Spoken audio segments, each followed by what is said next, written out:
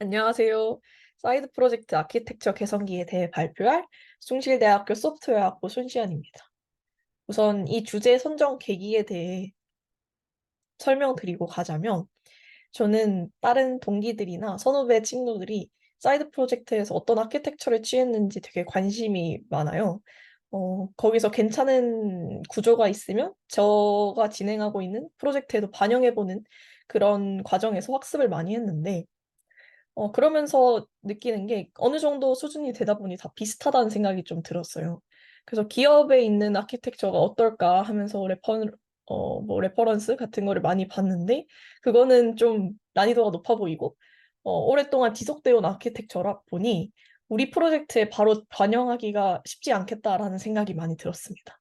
그래서 그 중간점이 뭐가 있을까라 생각을 했을 때, 제가 그렇게 만들어 온 아키텍처가 그 중간점이 될 수 있겠다라는 생각이 들었고, 그거를 함께 나누면서 함께 공부해봐도 혹은 괜찮은 게 있으면 본인의 프로젝트에 반영해봐도 괜찮을 것 같아서 이 주제를 준비해봤습니다. 그럼 바로 시작할게요. 우선 제가 예전에 진행했던 프로젝트들을 소개를 하자면, 이건 제가 작년에 한 소프트웨어 공모전 아키텍처와 배포 파이프라인입니다. 위에 게 아키텍처고요. 밑에 게 배포 파이프라인인데, 최대한 단순하고 간단하게 가져가려고 했습니다. 왜냐하면 비즈니스 로직이나 코드 레벨에 집중을 하고 싶었기 때문이에요. 뭐 객체지향적으로 설계하는 방법이라던가 뭐 스프링의 조금 더 깊은 이해 등을 위해서 어, 아키텍처나 뭐 인프라적인 지식보다는 정말 코드 레벨에 집중을 할 수 있었던 프로젝트라고 생각합니다. 그래서 우선 아키텍처부터 가볍게 살펴보자면, 이제 클라이언트가 캐디 웹 서버를 통해서 API 서버에 요청을 보냅니다. 그리고 이때 캐디를 사용한 이유는 엔진엑스와 같은 역할을 하신다고 보면 되는데요. HTTPS 설정을 위한 웹 서버입니다. 많이 사용하시는 엔진엑스가 아니라 캐디를 사용한 이유는 빠르게 HTTPS 설정을 더하기 위함입니다. 엔진엑스는 우수한 레퍼런스와 뭐 많이 사용하고 있다, 뭐 속도가 빠르다라는 장점이 있지만, 캐디는 그 대신에 속도가 느리지만 정말 빠르게 HTTPS 설정을 할 수 있어서 얘를 선택을 했고, 그 덕분에 뭐 배포에 대한 시간이라던가 뭐 인프라에 대한 시간이 많이 줄어들어서 앞서 설명했던 것처럼 코드 레벨에 좀 더 집중을 할 수 있었습니다. 그리고 API 서버는 EC2에 스프링 부트 서버를 띄우고, 데이터베이스로는 AWS에서 제공하는 관계형 데이터베이스인 RDS를 사용했습니다. 그리고 아래는 배포 파이프라인인데요.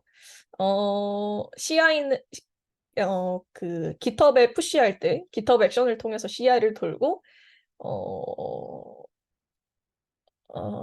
GitHub 액션스랑 S3 코드 디플로이 EC2를 사용해서 CD를 구축했습니다. 최대한 단순하게 가져갔고, 제가 진행했던 거의 8, 90%의 프로젝트에서는 이 정도 수준까지는 어, 고려를 하고, 이 정도까지는 설계를 했던 것 같습니다. 그러다 보니 어느 정도 다 비슷비슷함을 느꼈고, 그러다 보니 인프라적인 성장에는 좀 한계를 느끼기 시작합니다. 그냥 다 비슷비슷하니까 그냥 기계처럼 어느 순간부터는 일을 하고 있더라고요. 그 이유가 뭘까를 생각해 봤을 때, 제가 만든 서비스에서 사용자가 없다라고 결론을 지었습니다. 내가 만든 서비스에 사용자가 없다 보니 인프라적으로 고민할 시간이 많이 없었고 계기도 많이 없었던 거죠. 그러면서 점점 소위 머리가 커져갔습니다. 아는 것이 점점 많아지는 것 같아요.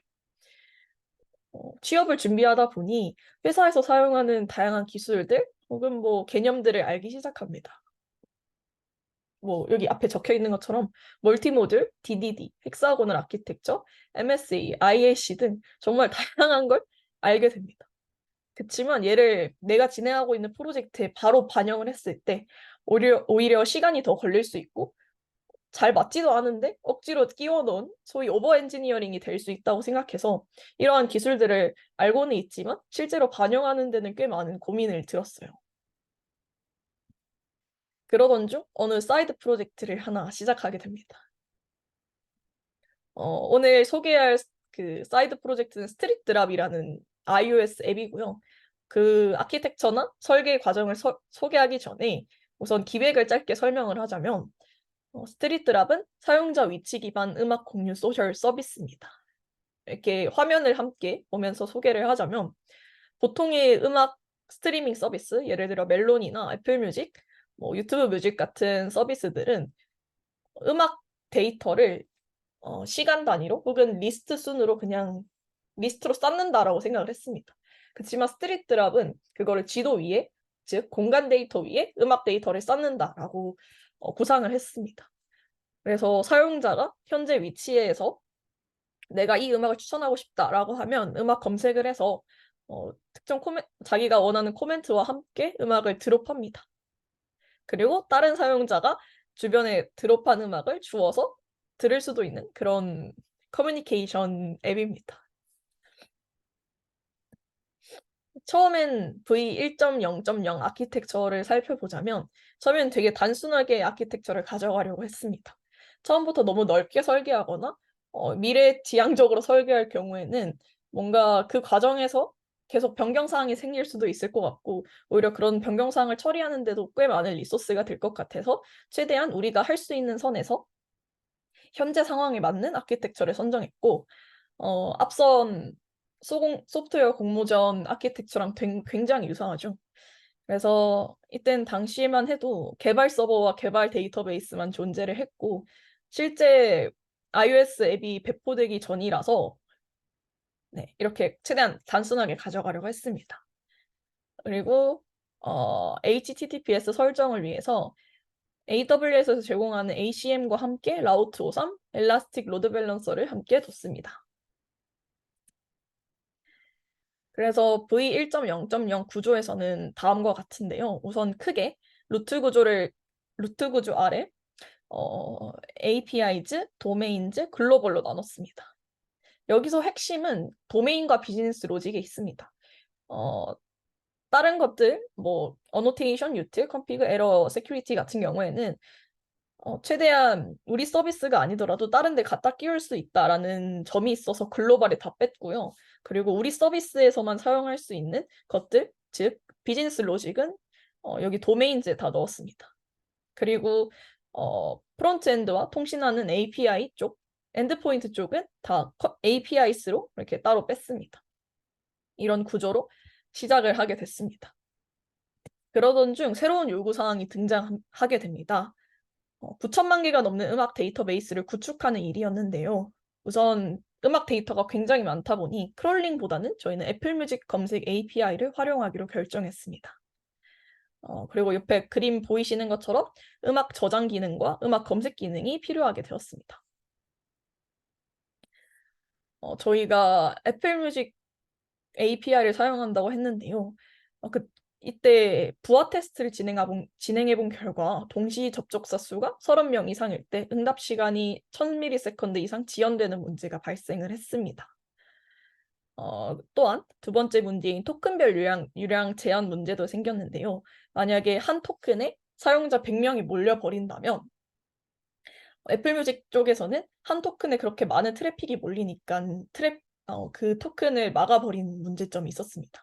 그래서 백엔드 차원에서 토큰을 여러 개 만들어 놓고 그 사용자의 수에 따라 토큰을 여러 개 나눌 수 있는 그렇게 토큰별 유량 제한 문제를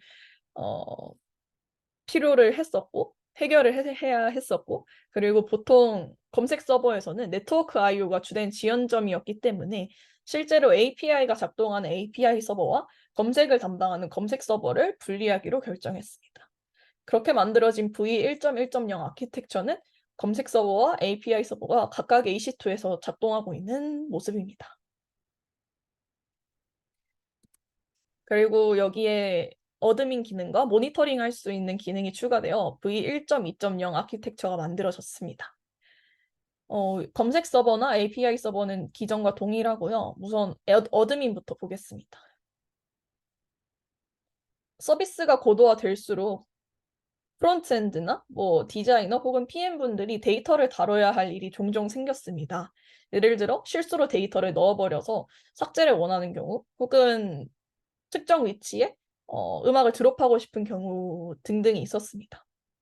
그래서 저희는 어드민 페이지를 만들기로 결정을 했고, 어드민 페이지에는 뭐 KPI 지표라던가 신규 가입자 수, 혹은 추후에 나오겠지만 알림을 보내는 역할들도 어드민에서 하고 있고, 뭐 사용자가 드롭한 아이템, 뭐랄까, 핀의 목록이라던가 그런 다양한 정보들을 볼 수 있는 어드민 페이지를 만들었습니다. 그래서 뷰는 화면은 리액트로 작성되었고, 어드민 페이지에서 필요한 API들은 스프링부트로 또 다시 만들었습니다. 그리고 그 환경을 EC2로 또 따로 분리를 했고요. 그리고 하다 보니 CPU나 램 모니터링을 위해서 프로메테우스와 그라파나를 사용해서 모니터링 할 수 있는 환경을 만들었습니다. 그리고 어드민에서 모니터링을 계속 하다 보니 슬로우 쿼리 모니터링도 하면 좋겠다라고 생각을 했었고, RDS에서 발생하는 슬로우 쿼리를 모니터링 할 수 있도록 AWS의 클라우드 워치와 람다를 사용하여 슬랙에 알림을 보내는 로직을 구상했습니다. 그렇게 기능이 많아지고 여러 가지 서버로 분리되다 보니 멀티모듈을 반영해야겠다는 생각이 확실히 들었는데요. 그래서 그 구조를 간단하게 보자면, 우선 루트 프로젝트 안에 백엔드와 인프라 패키지로 나눕니다. 백엔드 안에는 다양한 소스 코드를 관리하고, 인프라에서는 프로메테우스 코드를 관리하고 있습니다. 만약에 인프라에 추가될 게 있다면 뭐 코드형 인프라인 테라폼 같은 게 추가될 예정이라 인프라로 따로 뺐습니다. 그리고 하나하나 살펴보자면, 어드민에는 어드민 화면을 그리는 웹서버와 어드민 API를 사용할 스프링부트를 따로 뒀습니다. 그리고 API 모듈에는 엔드포인트를 담당하는 컨트롤러를 뒀습니다. 배지는 배지 서버인 일괄 처리를 담당을 하고요. 코어는 도메인과 비즈니스 로직, 뭐 세큐리티 파일들, 뭐 유틸, 뭐 어노테이션 같은 API에서 사용할 코드들을 넣었습니다. 서치는 애플 뮤직과 통신하는 쪽을 담당하고 있습니다. 그래서 모듈 간 의존성을 보자면 서치 서버를 제외한 어드민 모듈, API 모듈, 배치 모듈이 모두 코어 모듈을 향하게 구상을 했습니다. 그리고 이거는 지금 현재 버전의 아키텍처인데요. 여기서 추가된 거는 하나하나 살펴보자면, 첫 번째가 API 서버의 오토 스케일링입니다. API 서버의 요청이 가장 많다고 확인을 했고, 그리고 하나의 EC2를 돌리는 것보다 오토 스케일링으로 두 개의 EC2를 돌림으로써 한 EC2가 뭐 메모리가 터져버려도, 혹은 뭐 어떤 특정 장애가 발생하더라도 다른 EC2를 통해 API를 제공할 수 있음으로써 서비스의 안정성을 훨씬 더 얻을 수 있었습니다. 그리고 기능을 위해서 S3를 따로 뒀고요. 그리고 배치 서버가 등장하게 됐습니다. 뭐 스케줄링을 통해서 일괄 처리를 진행하고 있습니다. 그리고 알림 서버가 등장하게 됐습니다. 우선 저희는 알림 시스템을 파이어베이스에서 제공하는 FCM을 사용하고 있습니다. 그리고 데이터베이스로는 몽고DB를 사용 중인데, 보통 알림 서버는 라이트가 훨씬 중요하다고 생각을 했습니다. 사용자에게 어떤 알림을 보냈는지 그걸 기록하는 라이트가 중요하지, 이 알림을 보냈어라고 다시 그거를 클라이언트에게 보여주는 리드 동작이 많이 필요 없다고 생각했기 때문입니다. 그래서 라이트 성능이 좋은 몽고DB를 채택했습니다. 그리고 알림 서버를 구축할 때 가장 첫 번째 우선점을 뒀던 게, 다른 모듈 혹은 API 모듈, 서치 모듈, 어드민 모듈과 독립적으로 동작해야 된다는 점이었는데요. 노티피케이션 모듈을 다른 프로젝트에 갖다 끼웠을 때, 그 코드를 복사 붙여넣기 했을 때 정상적으로 동작되어야 한다라는 생각에 그걸 우선순위로 잡고 구조를 짰고, 실제로 클라이언트에게 보여지는 로직은 API 로직과 서치 로직밖에 없습니다. 나머지 배치나 노티피케이션은 뒷단에 숨어있는 서버라고 보시면 될 것 같습니다. 그러면서 API 로직이 노티피케이션을 호출해야 할 경우가 있었는데요. 예를 들어 뭐 사용자의 토큰을 저장한다든지, 혹은 사용자 1번에게 알림을 보내는 등 뭐 그런 API 호출이 필요했습니다. 그래서 그럴 때는 그렇게 모듈 간 호출을 할 때 저희는 총 세 가지를 생각해 봤는데요. 첫 번째가 REST API, 두 번째가 메시지 큐, 세 번째가 gRPC를 사용한 통신입니다. 첫 번째 REST API는 장점이 저희가 익숙하니까 빠르게 개발할 수 있다는 장점이 있었습니다. 그치만 노티피케이션 서버는 보통 부하가 가장 많은 서버라서 쉽게 터질 수 있다라는 문제점이 있습니다. 그리고 병목도 되게 많겠죠. 왜냐하면 사용자 100명에게 한 번에 동일한 메시지를 보낸다고 가정했을 때 그게 사용자가 점점 많아지게 된다면 노티피케이션 서버의 부하가 굉장히 심해지겠죠. 그런 문제 때문에 우선은 빠르게 REST API로 개발을 했었고, 두 번째는 이제 메시지 큐로 메시지 큐로 변경을 했습니다. 메시지 큐 하면 가장 많이 떠오르시는 카프카를 떠올리실 텐데요. 저희는 RabbitMQ를 사용했습니다. 카프카가 아니라 RabbitMQ를 사용한 이유는 카프카보다는 훨씬 더 배움의 난이도나 그걸 학습하는 데 있어 RabbitMQ가 훨씬 더 쉽다라고 알려져 있기 때문에 우선 RabbitMQ를 적용을 했습니다. 그리고 추후에는 gRPC로 변경할 예정입니다. 그리고 마지막으로는 DB 레플리케이션을 진행했습니다. 읽기 전용 DB를 하나 뒀습니다. 그래서 마스터 DB에서는 쓰기 동작, 뭐 수정, 삭제 동작만 수행을 하고요. 슬레이브 읽기 전용 DB에서는 읽는 동작만 수행을 합니다. 그렇게 함으로써 데이터베이스 성능을 훨씬 더 극대화할 수 있었습니다. 이때 마찬가지로 슬로우 쿼리도 모니터링하고 있습니다. 그렇게 다양한 서버가 생기고 이에 따라 멀티모듈 구성을 좀 변경을 줬어야 했는데요. 우선 의존성부터 잠깐 살펴보자면 검색 서버, 알림 서버가 새롭게 등장했고 커먼이라는 모듈을 모두 바라보면서 또 그와 동시에 도메인 모듈도 바라보고 있습니다. 그리고 어드민 API, 배치가 모두 이 두 모듈을 바라보고 있어요. 그래서 어드민 웹 서버, 어드민 서버가 이렇게 코드로 작성되어 있습니다. 그리고 API 쪽은 레포지토리 서비스 컨트롤러로 API 서버에서 사용할 모든 코드들을 API에 뒀습니다. 그리고 배치는 일괄 처리를 위한 배치 서버, 커먼은 어노테이션이나 UT를 넣었고요. 도메인에는 엔티티를 넣었습니다.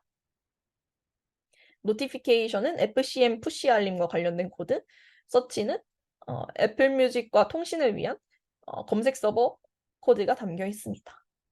이렇게 커먼이나 도메인을 의존함으로써 코드의 재사용성을 높일 수 있었습니다.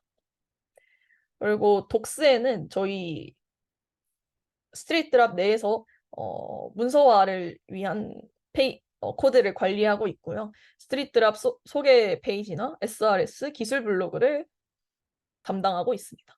그리고 인프라에는 프로메테우스가 있습니다. 이렇게까지가 저희의 지금 현재까지 개발된 구조이고요. 그리고 저희가 개발 중인 혹은 개발해야 할 아키텍처에 대해 살펴보자면 우선 이 모든 AWS 환경을 테라폼으로 관리를 합니다. 코드형 인프라라고 불리는데요. 이렇게 인프라를 AWS에서 클릭해서 관리하는 게 아니라 코드로서 관리함으로써 수정사항에 대해 훨씬 더 강력하게 대응할 수 있다는 장점이 있습니다. 그리고 주된 변경 사양으로는 로그 서버가 등장하게 됩니다. 엘라스틱서치, 로그스태시, 키바나 이 세 개를 합쳐서 ELK라고 부르기도 하는데요.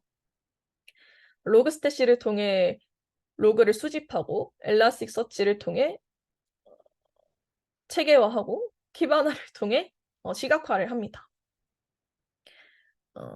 그리고 이 모듈 간 통신은 gRPC를 사용을 합니다. 이렇게 멀티모듈로 설계를 하고 이렇게 EC2를 서버별로 다 분리함으로써 얻을 수 있었던 장점은 가장 첫 번째는 안정성이었습니다.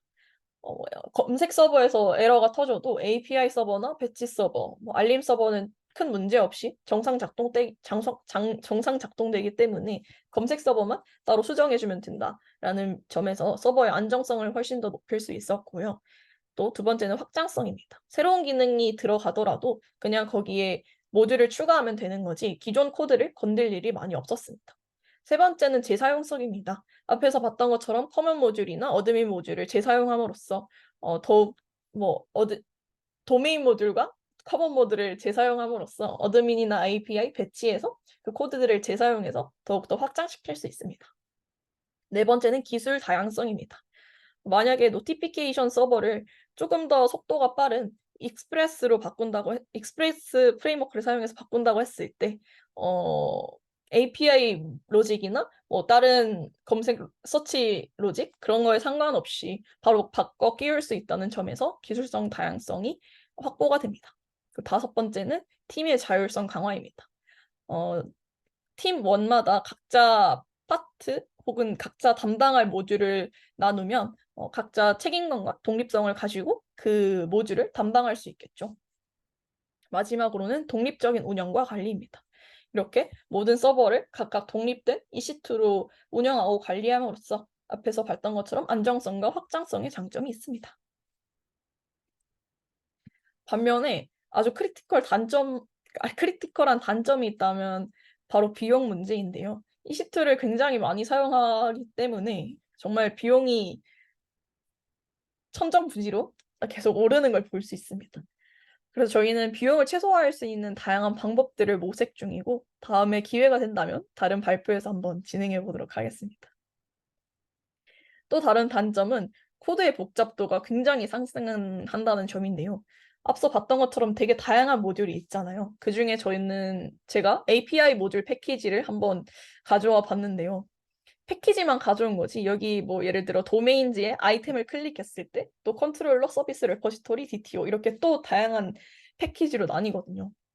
이렇게 코드가 점점 깊어지고 복잡해지고 되게 다양해짐에 따라 내가 이 코드가 어디 썼는지 찾기가 굉장히 힘들어지는 문제점이 있었습니다.